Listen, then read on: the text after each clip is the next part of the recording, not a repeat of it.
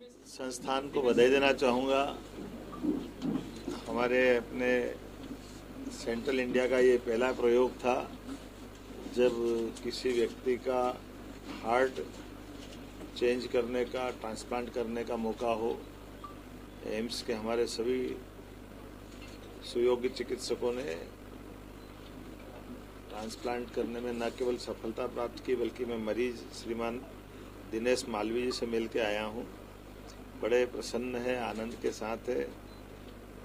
खास करके 2 साल से उनका हार्ट धीरे धीरे सिकुड़ते ऐसी स्थिति में गया। 20% के अंदर ही आकर के वो काम कर रहा था। उनके एक तरह से जीवन खतरे में था, लेकिन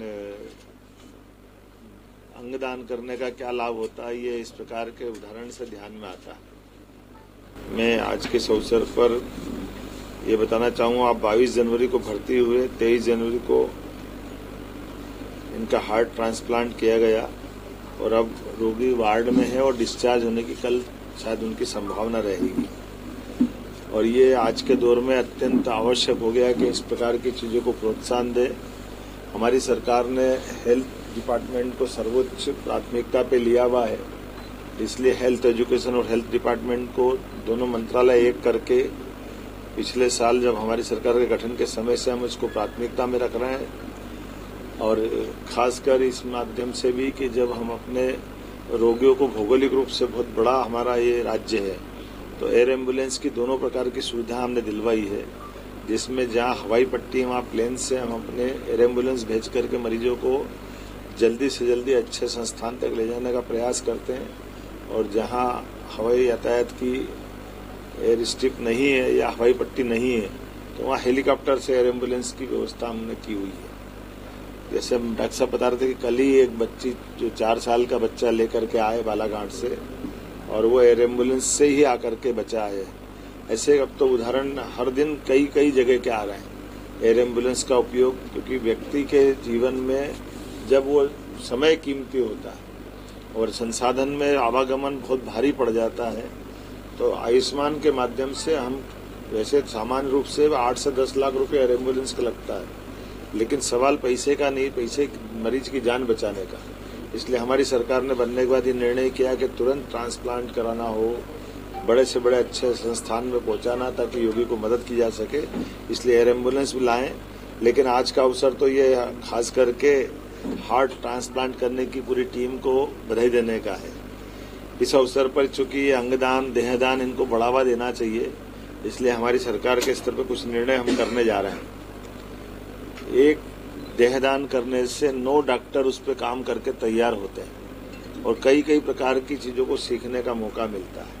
इसलिए देहदान जो जिस परिवार से व्यक्ति के किया जाएगा, सरकार के स्तर पर हम उसको राजकीय सम्मान दे करके ये सरकार का ये भाव लाने का प्रयास कर रहे हैं कि सभी मेडिकल कॉलेजों में, आजकल तो आयुर्वेदिक मेडिकल कॉलेज भी बॉडी मांगते हैं, वहाँ पे भी आवश्यकता पड़ती है। ऐसे में देहदान के माध्यम से हम भविष्य की नई पौध चिकित्सकों की बनाएं, इस बात को प्रोत्साहन देने के लिए सरकार के स्तर पर निर्णय कर रहे हैं कि जो अपने परिवार से ऐसी किसी कारण से अगर घटना हुई है कि वहाँ मृतक शरीर है और वो मृतक स्वयं पहले घोषणा करते, ऐसे लोग भी या परिवार के लोग चाहेंगे तो देहदान को ला करके हम योग्य चिकित्सा संस्थान तक पहुंचाएंगे और उस परिवार के उस अवसर पर राजकीय सम्मान का ये सरकार के द्वारा लिया गया निर्णय रहेगा।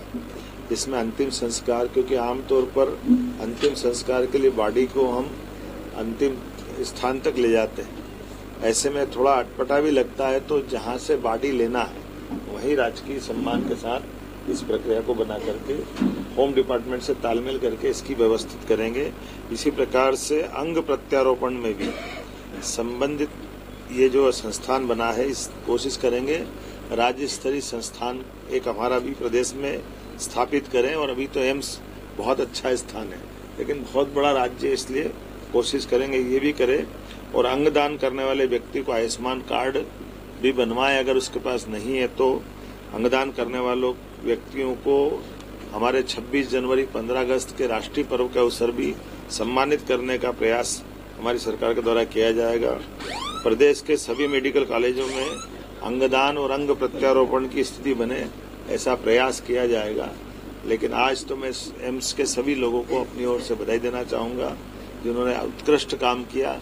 मानवता की सेवा के लिए आज का दिन मध्य प्रदेश के लिए एक गौरवान्वित करने वाला दिन है। मेरी अपनी ओर से